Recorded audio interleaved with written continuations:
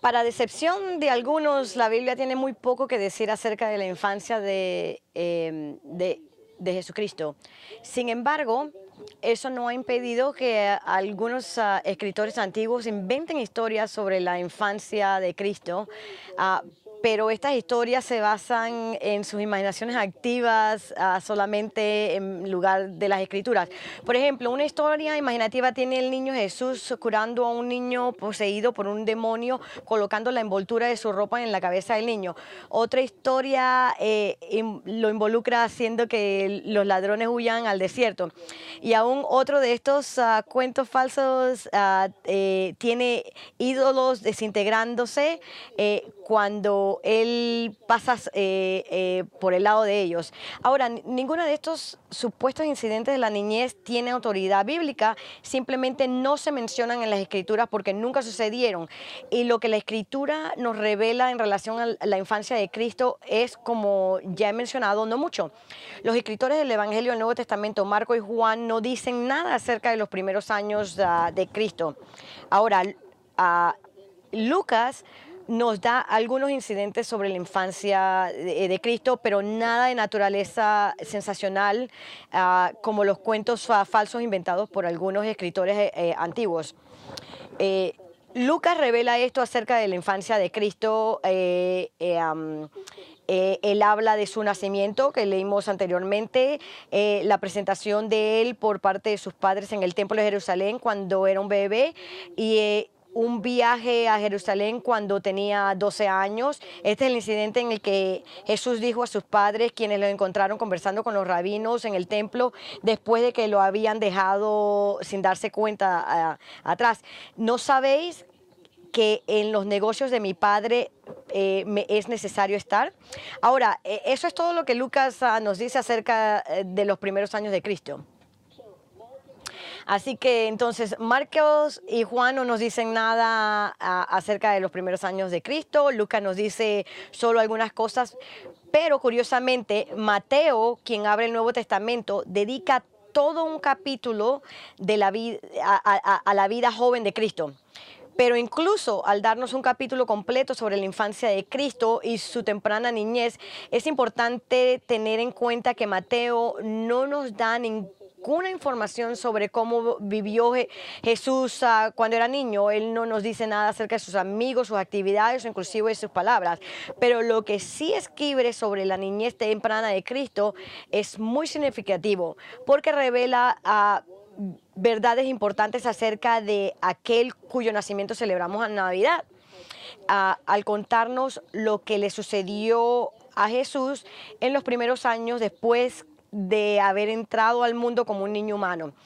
Entonces, aquí está lo que Mateo nos cuenta sobre el principio de la niñez de Cristo. En Mateo 2, 13 al 23 dice: después de haberse marchado, él está hablando de los Reyes Magos, un ángel del Señor se le apareció a José en sueños diciendo: levántate, toma al niño y su madre y huye a Egipto y quédate allí hasta que yo te diga, porque Herodes va a buscar al niño para matarle. Y él, levantándose, tomó de noche al niño y a su madre y se trasladó a Egipto. Y estuvo allá hasta la muerte de Herodes, para que se cumpliera lo que el Señor habló por medio del profeta, diciendo: de Egipto llamé a mi hijo. Entonces Herodes, al verse burlado por los magos, se enfureció en gran manera y mandó a matar a todos los niños que había en Belén y entonces en todos sus alrededores, de 2 años para abajo, según el tiempo que había averiguado de los magos. Entonces se cumplió lo que fue dicho por medio del profeta Jeremías, cuando dijo: se oyó una voz en Ramá, llanto y gran lamentación, Raquel que llora a sus hijos y que no quiso ser consolada porque ya no existen. Retornó en Nazaret. Pero cuando murió Herodes, he aquí un ángel del Señor se apareció en sus sueños a José en Egipto diciendo, levántate, toma el niño y su madre y vete a la tierra de Israel, porque los que estaban atentaban contra la vida del niño han muerto.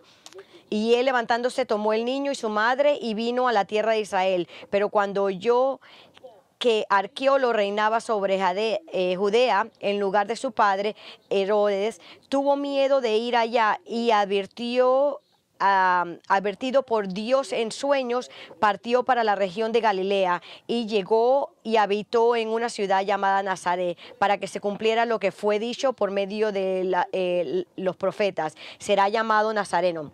Ahora, estos versículos siguen el conocido pasaje relacionado con los Reyes Magos y su adoración del infante Jesús, y en realidad están relacionadas entre sí porque ambos pasajes delinean la infancia de Jesús desde tres lugares diferentes, desde Belén a Egipto y luego a Nazaret.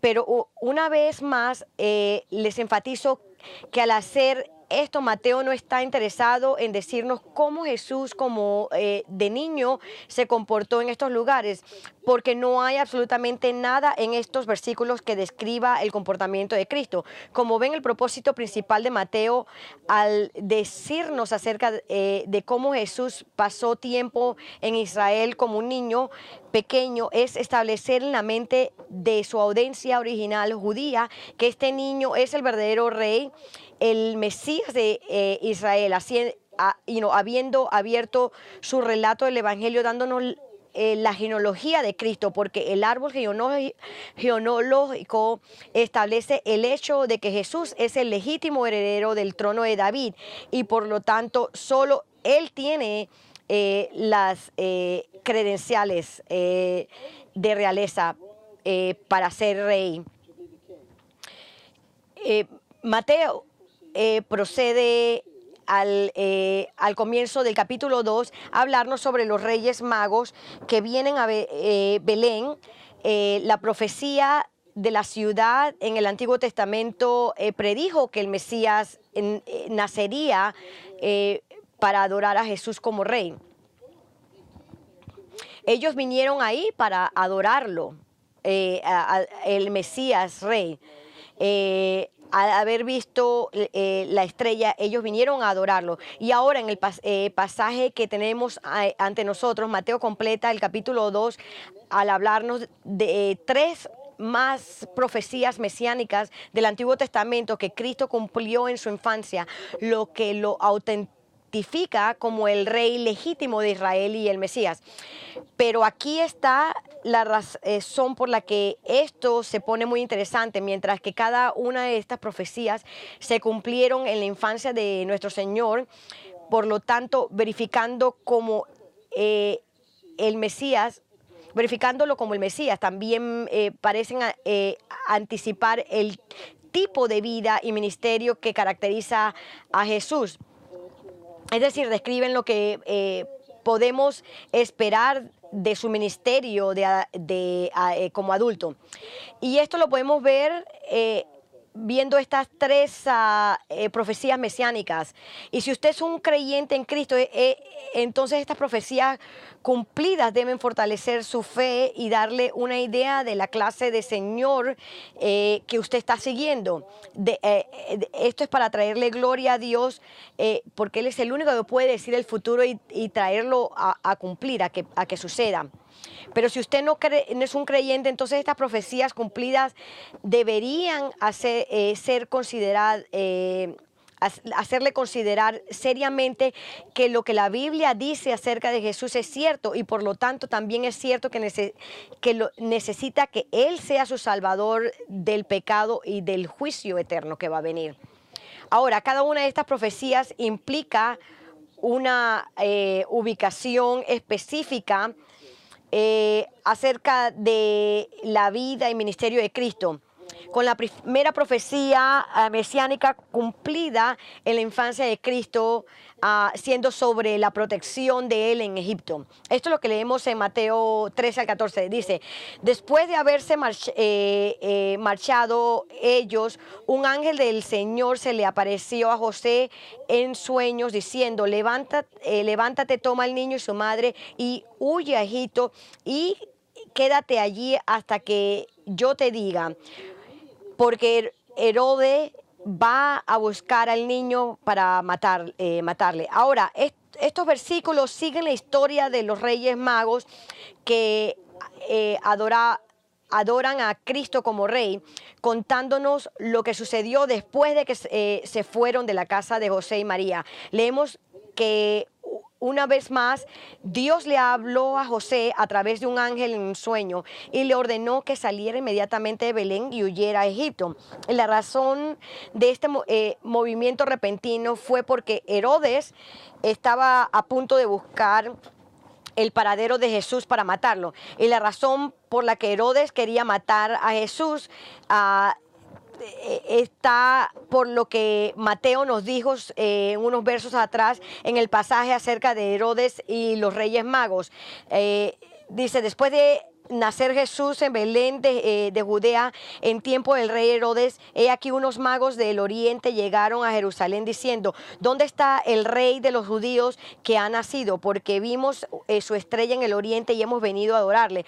Cuando lo oyó el rey Herodes se turbó y todo Jerusalén con él. Mateo dice que en algún momento después de que Jesús nació en Belén, unos reyes magos u hombres sabios que vivían en el este llegaron a Jerusalén. Y esto ocurrió, dice, en un momento en que Herodes se consideró el rey. Ahora, aquí hay una serie de Herodes mencionados en el Nuevo Testamento, pero el Herodes que estamos hablando fue el primero y comúnmente se le conoce como Herodes el Grande. Julio César nombró a su padre para que fuera el gobernador de Judea y finalmente llegó a la prominencia política y fue declarado rey de los judíos porque por el Senado romano y como tal gobernó a Israel bajo la autoridad romana.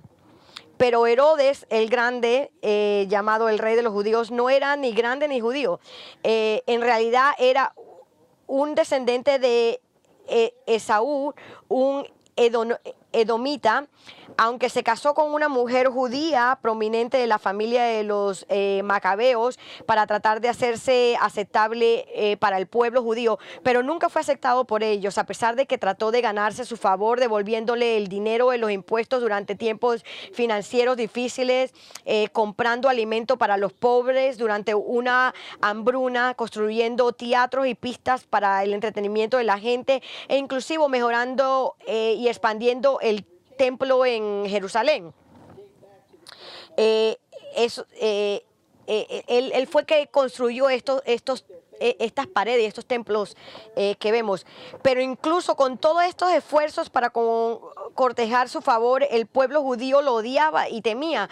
Y por una buena razón, era un hombre excepcionalmente cruel y estaba obsesionado con sospechar de cualquiera que él sintiera como una amenaza de su poder y del trono.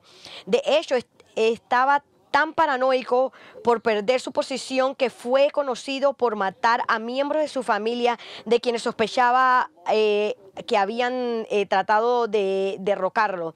Su propio cuñado se ahogó, su esposa, su madre y 2 de sus hijos fueron asesinados. Finalmente mataron a tantos familiares que el emperador romano comentó que prefería ser el cerdo de Herodes que su hijo.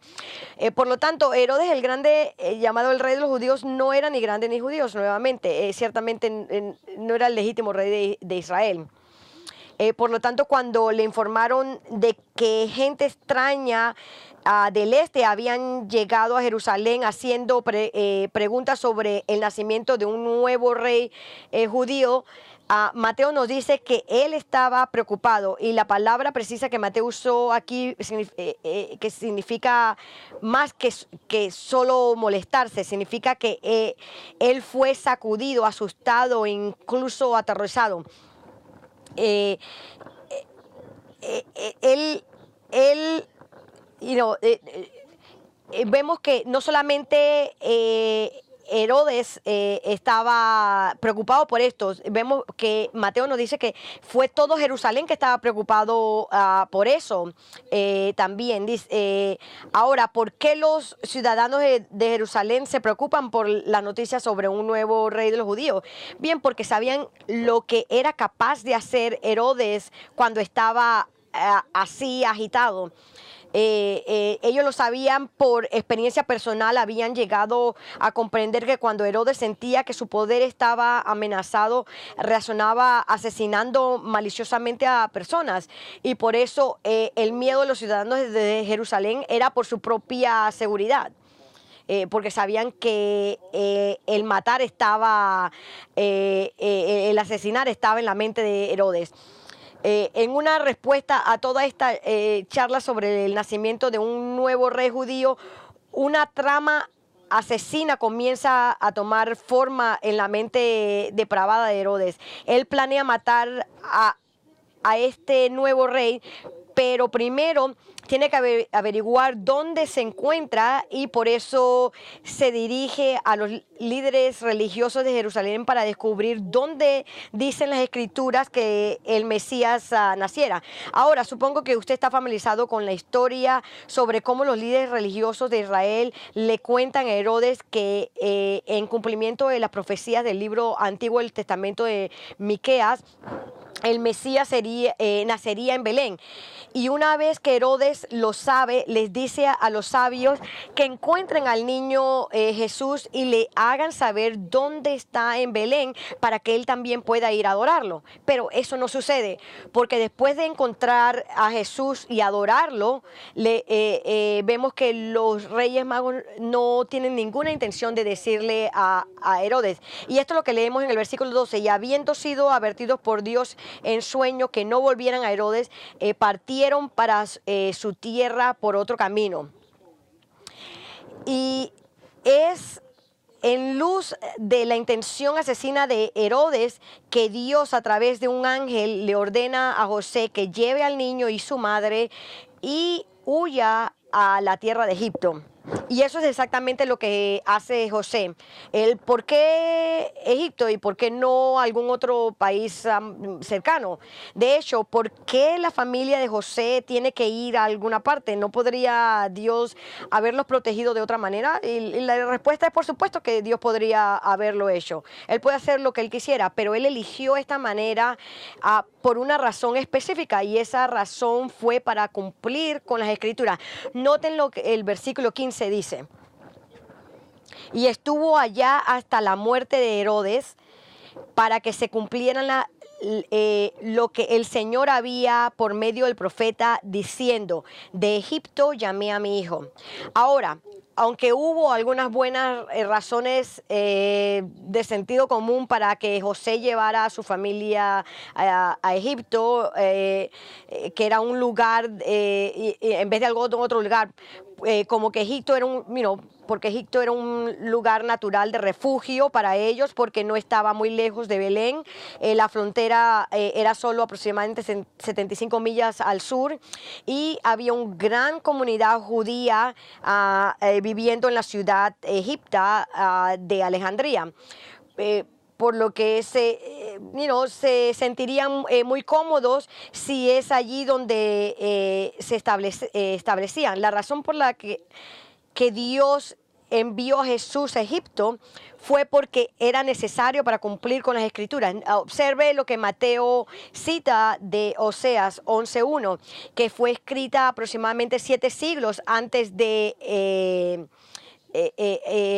antes de que esto sucediera. Dice que de Egipto llamé a mi hijo, y dice que este versículo se cumple en Jesús, que se encuentra en la tierra de Egipto.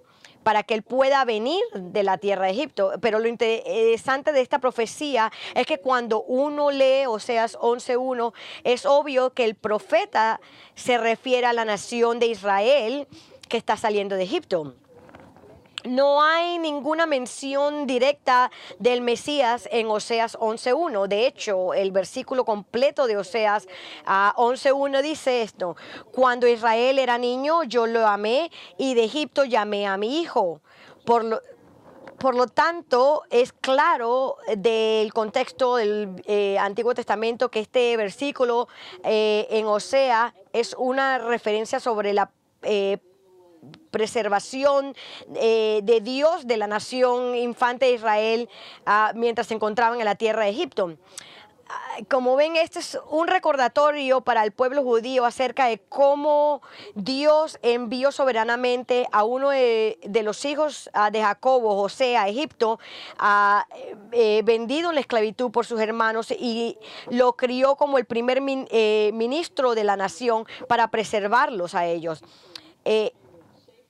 Egipto en ese entonces se convirtió en un refugio seguro para Israel, y finalmente Dios los llamó de ahí para regresar a la tierra de Israel. Y de eso está hablando Oseas 11:1, que el profeta está haciendo una declaración sobre el éxodo, cuando Dios llamó a Israel, a quien se refirió como su hijo, para dejar a Egipto. Sin embargo, Mateo ahora nos dice que esta declaración también es una referencia al Hijo de Dios, el Mesías, que sale de Egipto también. Como ven, este es una clase específica de profecías mesiánicas conocida como un tipo o una imagen o ilustración. No es una declaración profética directa sobre el Mesías, como Belén ser el lugar del nacimiento predicho, pero sino como un tipo. Es algo escrito en el Antiguo Testamento, una ilustración proféticamente de la persona de Cristo. Es un tipo que podría venir en forma de un evento como la Pascua. Cristo, nuestra Pascua, se ha sacrificado por nosotros, o podría venir en una forma de una persona como Isaac, del que nos dice en Hebreo 11, era una imagen de Cristo en el sentido de que era el único hijo engendrado de Abraham, a quien creía que sería resucitado de los muertos si los mataban. Pero como vemos, todas estas son profecías mesiánicas en forma de tipos.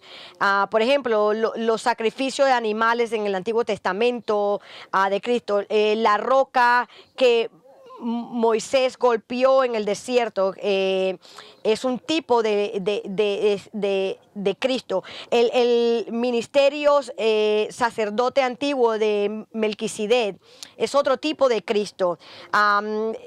Moisés es un tipo de Cristo. El descanso del sábado ha explicado en Hebreos 4, es otro tipo de Cristo. Pero escuchen atentamente, porque tenemos que ser muy cuidadosos sobre cómo interpretamos los tipos, ya que en el Antiguo Testamento no los define como tipos. Un tipo es una forma única de profecía, porque la única manera de saber con certeza si alguna persona o evento es un tipo en el Antiguo Testamento es si el Nuevo Testamento dice que es un tipo. De lo contrario, no hay límite, y como resultado puedes leer demasiado en el Antiguo Testamento interpretando algo como un tipo cuando no lo es, que es lo que hacen algunos maestros de la Biblia, y eso los lleva a todo tipo de alegorizaciones y espiritualizaciones de las Escrituras que no son ciertas. Si el Nuevo Testamento no nos dice que eso es un tipo, entonces nosotros no tenemos autoridad para decir que es un tipo. Nuevamente, eso no, nos lleva a hacer alegorizaciones y espiritualizaciones de las Escrituras que no son ciertas. Lo que pasa con los tipos es que tenemos que tener en cuenta es que no ha dejado no nos puesto a nosotros para entender lo que es un tipo. Por eso que tenemos que tener mucho cuidado que los tipos son revelaciones divinas del Nuevo Testamento para identificarlas como un tipo de escrito. En otras palabras, aparte de que el Nuevo Testamento no revele que es un nuevo tipo profético, nadie puede decir que una persona o un evento es un tipo basado únicamente en un estudio del Antiguo Testamento. Incluso los profetas del Antiguo Testamento no sabían si estaban comunicando tipos del Mesías. O sea, ciertamente no estaba consciente de escribir sobre el Mesías cuando declaró que Dios llamaría a su hijo de Israel fuera de Egipto. Pero él no estaba consciente de eso. Eso es un tipo, es una ilustración. Pero aún así, la salida de Israel de Egipto estaba destinada por Dios a ser una ilustración y una ilustración del Mesías saliendo de Egipto, pero nadie sabía esto, nadie lo supo hasta que Mateo, bajo la guía del Espíritu Santo, lo reveló aquí en el capítulo 2, en su relato del Evangelio. Y su punto al decirnos esto es decir, que la protección de Dios de la nación infantil de Israel en la tierra de Egipto, si bien fue un evento histórico, también fue concebida como una ilustración divina de su protección del niño Jesús en esa misma tierra, lo que demuestra que Jesús es el verdadero Mesías. Así que nuevamente, una vez más, manteniéndonos fiel al tema y propósito de su libro, Mateo está insistiendo en sus afirmaciones de que Jesús es el verdadero Mesías de Israel. Pero escuchen, además del cumplimiento de la profecía, hay otra verdad importante aquí. Y eso tiene que ver con la protección real de Dios de Jesús. Parece que Mateo también usa el capítulo 2 para comunicarnos el tipo de ministerio que podemos tener en Cristo. Usted ve este mismo tipo de cosas en la adoración de los sabios y la apatía de los líderes judíos, en el sentido de que fueron perseguidos del hecho de que el ministerio de Cristo aterraría a numerosos gentiles. Pero vemos aquí que es evidente que Dios protegió soberanamente a nuestro Señor Jesús de una muerte prematura. Hubo muchas veces que los líderes y las personas judías querían matar a Cristo, pero no pudieron hacerlo hasta la cruz. Por ejemplo, leemos en Juan, en capítulo 7, versículos 30. Procuraban pues prenderle, pero nadie le echó mano. Pero noten la razón que Juan nos da, porque todavía no había llegado su hora. ¿Qué hora? La hora de crucificarlo. Aunque la gente lo quería agarrar y hacerlo, no pudieron hacerlo porque su hora de muerte no había llegado. Nuevamente leemos en Juan 10:39, pero por eso procuraban otra vez prenderle, pero se les escapó de entre las manos. En Lucas 4 leemos, y todos en la sinagoga, esto es en Nazaret, se llenaron de ira cuando oyeron estas cosas y levantándose le echaron fuera de la ciudad y le llevaron hasta la cumbre del monte sobre el cual estaba edificada su ciudad para despeñarle. Pero él, pasando por en medio de ellos, se fue. Por mucho que quisieran, nadie podía tocar a Cristo y darle muerte hasta que llegó su hora divina señalada para morir. Inclusive en ese momento las Escrituras dejan claro que en realidad nadie le quitó su vida. Jesús la abandonó. En Juan 10 dice, por eso el Padre me ama, porque yo doy mi vida para tomarla de nuevo. Nadie me la quita, sino que yo la doy de mi propia voluntad. Como ven, no podemos decir eso porque no tenemos el poder de renunciar a nuestras vidas. Usted y yo no podemos decir lo mismo, ¿verdad? Nosotros no tenemos ese poder. A alguien nos puede quitar la vida, pero escuchen muy bien, no pueden hacerlo sin la voluntad de Dios, porque así como Dios protegió a Cristo de ser asesinado por Herodes, también lo protege a usted y a mí de la muerte prematura. Usted está salvo y preservado por Dios hasta el momento señalado de su muerte, y cada uno de nosotros tiene un tiempo designado para morir. En Job 14:5 dice, hablando en gente general, dice, todos nosotros, ya que sus días están determinados, el número de sus meses te es conocido y has fijado sus límites para que no pueda pasarlos. Nadie puede vivir más de lo que Dios ha puesto para nosotros, y no vamos a morir antes de eso. Esta es la razón por la cual los creyentes en Cristo no tienen que preocuparse por cosas como una muerte accidental. No hay tales cosas. Solo hay muertes que parecen accidentales, pero el Señor las ordena a todas. Por eso podemos descansar sirviendo a Cristo, incluso situaciones peligrosas sin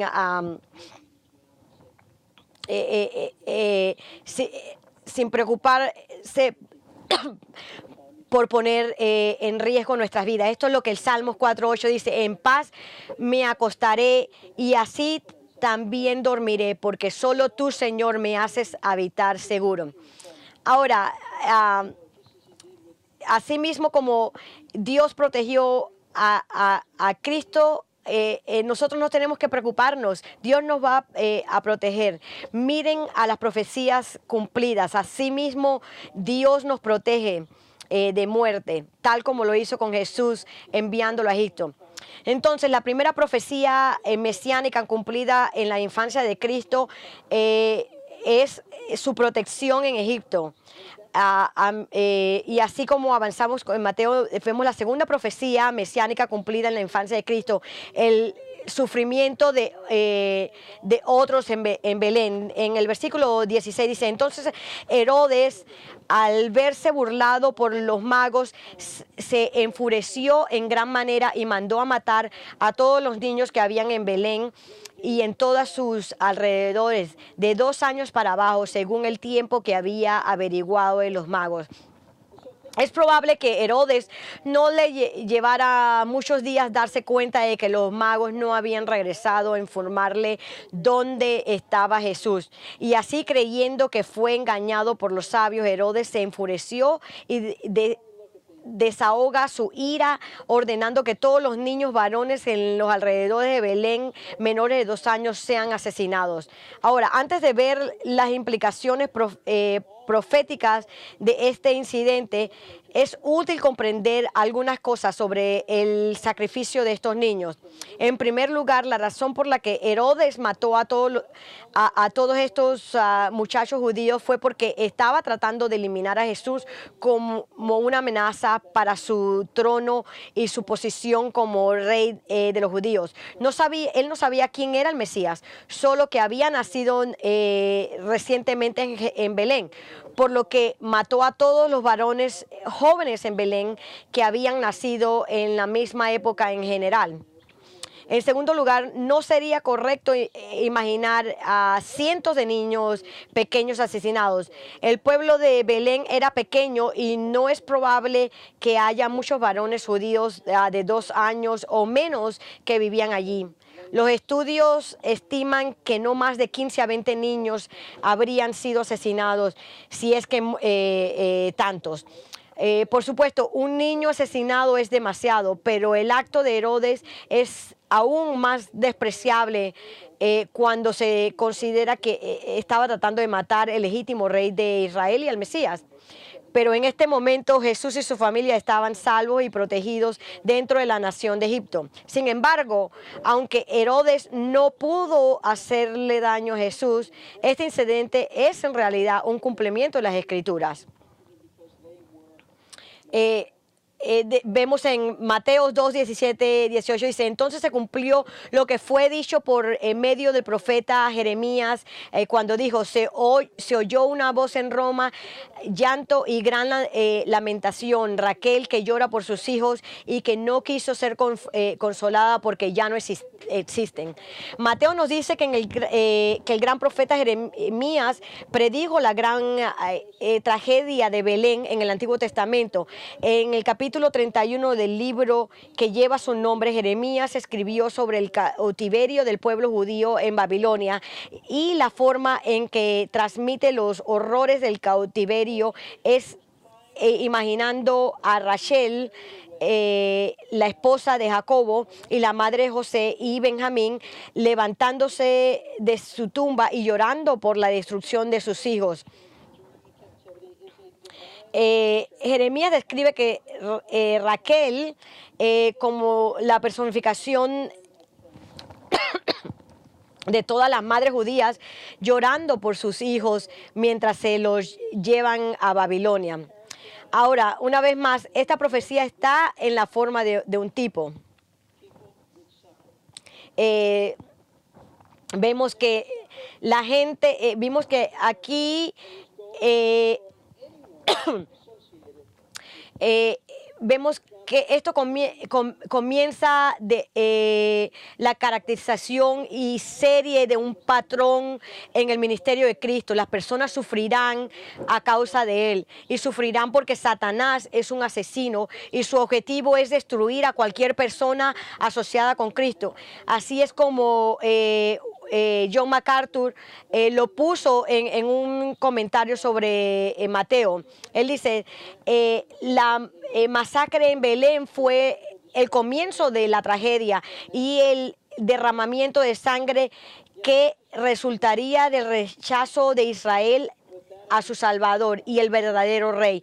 Esos bebés inocentes y preciosos de Belén fueron las primeras víctimas en la guerra ahora intensificada entre los reinos de este mundo y el reino de Cristo, ungido de Dios. Dentro de dos generaciones a partir de este momento, en el año 70 después de Cristo, Jerusalén vería su templo destruido y más de 1 millón de personas masacradas por las tropas de Tito. Sin embargo, esa destrucción sería pálida en comparación con la del anticristo, un gobernante inmensamente más perverso y poderoso que Herodes, cuando en la gran tribulación derramará más sangre de Israel de la que jamás haya visto derramada. Vemos que aquí estamos viendo que no solo Israel ha sufrido en el pasado y continuará sufriendo en el futuro debido a su relación física con el Mesías, sino que cada creyente en Cristo sufre hasta cierto punto debido a su relación espiritual con Cristo. Y hay una razón para eso. Jesús nos lo dice en Juan 15, dice: si el mundo os odia, sabéis que me ha odiado a mí antes que a vosotros. Si fueras del mundo, el mundo amaría lo suyo, pero como no sois del mundo, sino que yo os escogí de entre el mundo, por eso el mundo os odia. Acordaos de la palabra que yo os dije: un siervo no es mayor que su señor. Si me persiguen a mí, también os perseguirán a vosotros. Si guardarán mi palabra, también guardarán la vuestra. Pero todo esto se harán por causa de mi nombre, porque no conocen el que me envió. Jesús enseñó que el mundo, es decir, el mundo de los incrédulos, de los no creyentes, odia a los que creen en Cristo, porque lo odia a Él.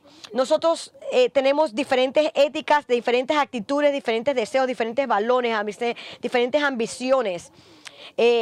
Es decir, nuestras vidas cambian, cambiadas son una reprensión para ellos y una amenaza, y en la manera que ellos reaccionan a esto es que reaccionan con rabia en contra de nosotros. Y Jesús nos dice, si nosotros fuéramos parte de ellos, ellos nos amarían, porque seríamos como ellos, afirmaríamos sus comportamientos y actividades, pero como no somos como ellos, entonces nos odian. Nosotros invitamos el odio y el maltrato, porque le estamos recordando a Cristo y su carácter, y ellos por eso nos odian. Ellos a lo mejor no lo realizan, no lo saben, no están conscientes de eso, pero esa es la razón.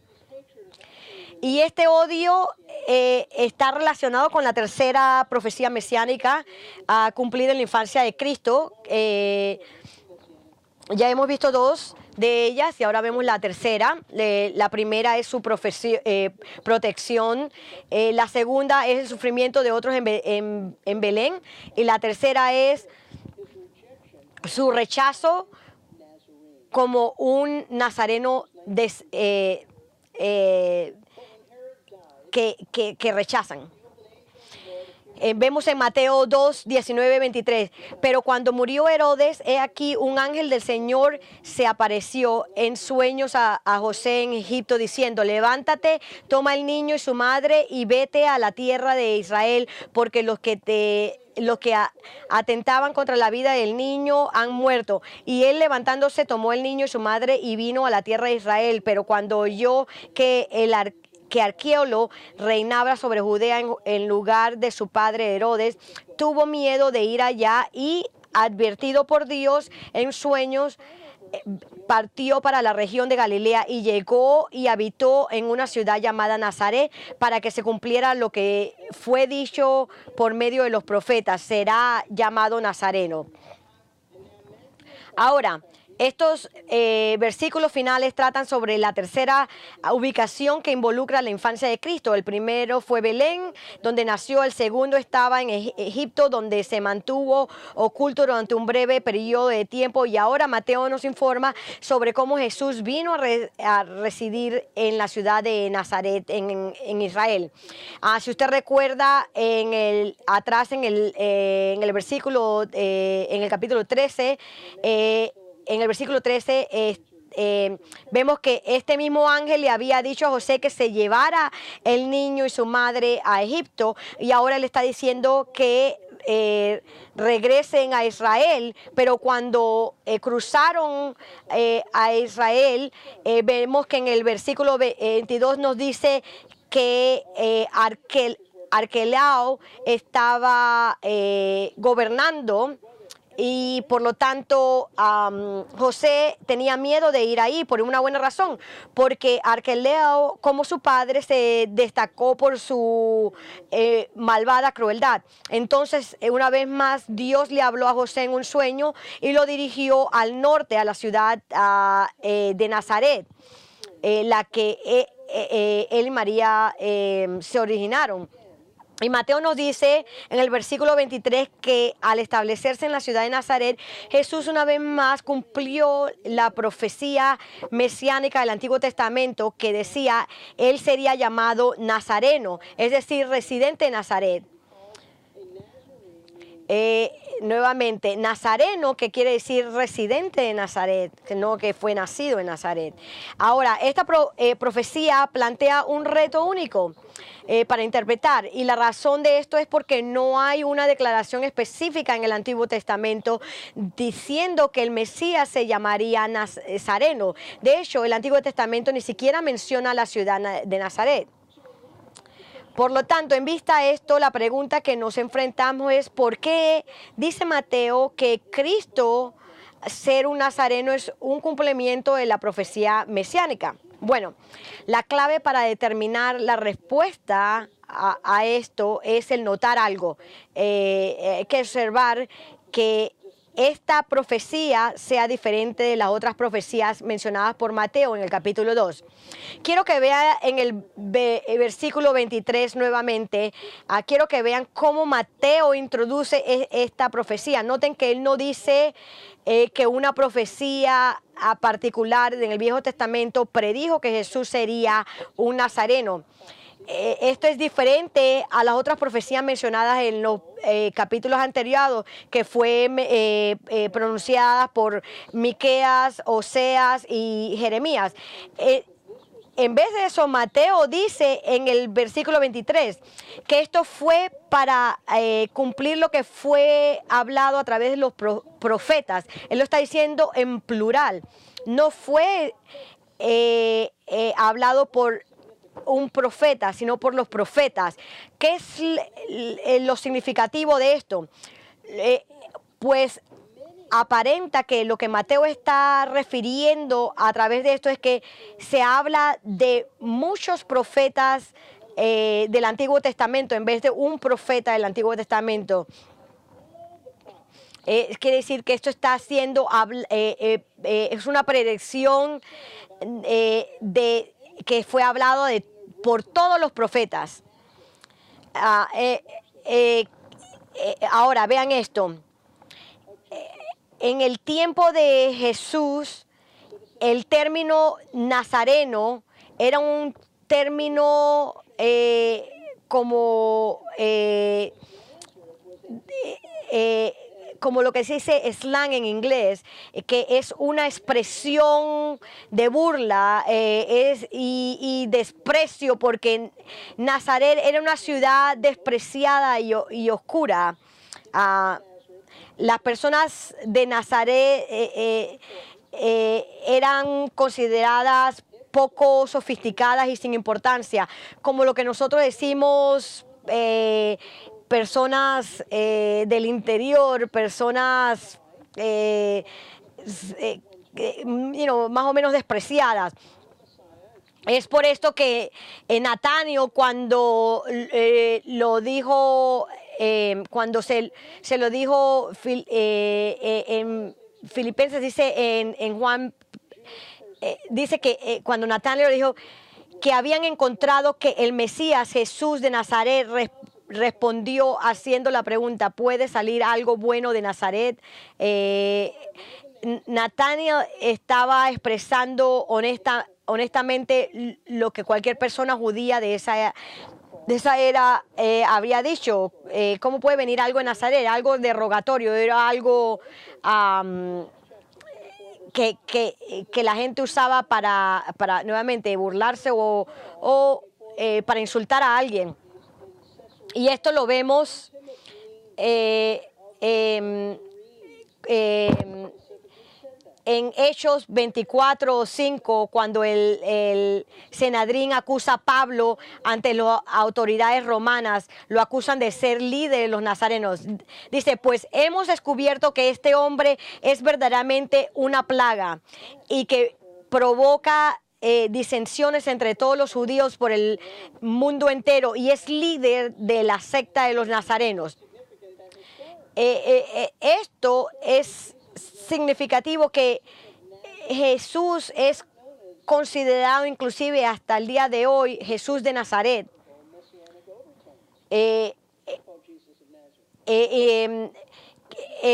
Y no Jesús de Belén, que tendría connotaciones mesiánicas y honorables. Ahora, aquí está el punto de todo esto.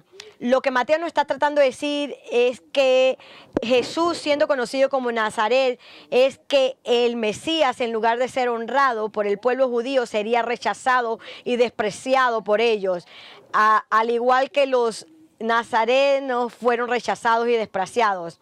Más allá de exaltarlo, lo despreciaron. Y eso es precisamente lo que el profeta nos dice en Isaías 53. Dice: fue despreciado y desechado de los hombres, varón de dolores y experimentado en aflicción, y como uno de quien los hombres esconden el rostro, fue despreciado despreciado y no le estimamos. También en Salmos 22 a 6 vemos, pero yo soy soy gusano y no hombre, oprobio de los hombres y despreciado del pueblo. Todos los que me ven, todos los que me ven de mí se burlan, hacen muecas con los labios, menean la cabeza diciendo que se encomienda al Señor, que Él lo libre, que Él lo rescate, puesto que Él en Él se deleita. En el Salmo 69, 8 nos dice: me he convertido en extraño para mis hermanos y en extranjero para los hijos de mi madre, porque el celo por tu casa me ha consumido y los vituperios de los que te injurian han caído sobre mí. Ahora, esto es lo que fue profetizado acerca del Mesías. Jesús cumple esta profecía. Esto es increíble cómo Jesús lo hace. En Juan 1, 10 al 13 dice: en el mundo estaba y el mundo fue hecho por medio de él y el mundo no lo conoció, y a lo suyo vino y los suyos no lo recibieron. Pero a todos los que lo recibieron les dio el derecho de llegar a ser hijos de Dios. Es decir, a los que creen en su nombre, que no nacieron de sangre, ni de la voluntad de la carne, ni de la voluntad del hombre, sino de Dios. Ahora, noten, la mayoría de los judíos lo rechazaron porque Jesús no encajaba en el concepto de lo que un rey y un Mesías debería ser, como un héroe de guerra, que es lo que ellos consideraban. Ellos lo envisionaban llevándolos a la victoria sobre el Imperio Romano. Por lo tanto, ellos lo odiaban. Pero aquellos que lo recibieron, y al recibirlo, Mateo está diciendo que le dieron la bienvenida, que lo recibieron, dieron su vida a él, lo recibieron como su rey, lo vieron como el rey que puso su vida y dio su vida por ellos.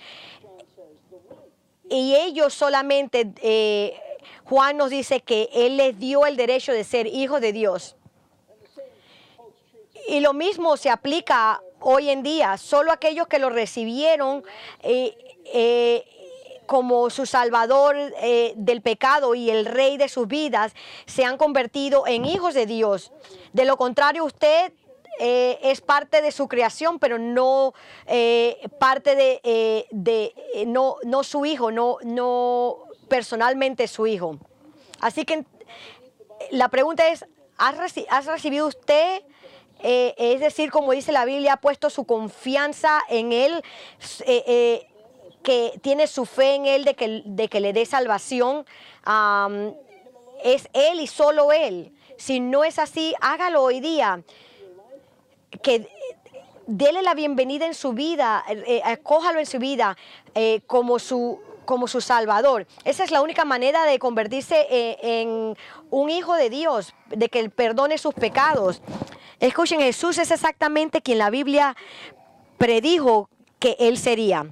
Él es el Rey que estaría protegido hasta el momento de su muerte. Inclusive su muerte está bajo la soberanía de Dios. Él es el Rey que trae sufrimiento a aquellos asociados con Él. Él es el Rey que sería rechazado por su propio pueblo como humilde e insignificantes. Él es el verdadero Rey de Israel. Él es el que vino al mundo para salvarnos de nuestros pecados. Este es aquel cuyo nacimiento celebramos en Navidad. Les urjo que si usted no ha puesto su fe en Él, que la ponga hoy día. Voy a orar y Joel va a venir a cerrarnos en una canción. Padre, te damos gracias de que este pasaje es la palabra de Dios. Nosotros sabemos que tú eres soberano, Señor, inclusive dando estas predicciones en el Viejo Testamento. Ellas en ese entonces reveladas en el Nuevo Testamento, y sabemos que Jesucristo es el Mesías y el Rey. Él es el heredero verdadero de tu trono. Señor, nosotros nos caemos en nuestras rodillas delante de ti porque tú te lo mereces. Tú mereces nuestra adoración y nuestra adoración, Señor. La mayoría de los que están aquí en este auditorio te han recibido, Señor, te han recibido en su corazón, pero sabemos que hay algunos que no han recibido, que no han hecho esto y no te han recibido en su corazón, que a lo mejor son muy religiosos, pero no han puesto su fe en ti, Señor. Así que pedimos que le des convicción de esto y que vengan ellos a salvación en ti, Señor. Y Señor, por aquellos que te conocemos, te pedimos que nos des fe y que nuestra fe esté más fortalecida, Señor. Y oramos esto en el